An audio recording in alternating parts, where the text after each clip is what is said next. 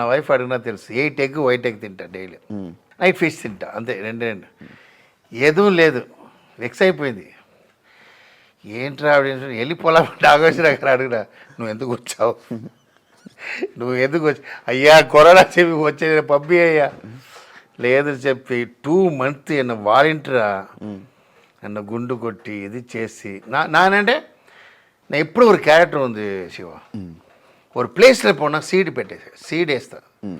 Seed వేస్తా అంటే తమిళ్లో ఒక వార్త ఉంది, సీడ్ అదే విత్తనం వేస్తాను. నా ఎక్కడ పోనా లైఫ్లో మర్చిపోకూడదు, అది నా క్యారెక్టర్. నా అబ్బాయికి చెప్తా, అందరూ చెప్తాను, మనం ஒரு ప్లేస్కి వెళ్ళిన ஒரு ఇండస్ట్రీకి వెళ్ళిన సీడ్ వేసి వచ్చేయాలి. అది కొత్త ట్రీ అయ్యి అది పండిస్తుంటుంది రా.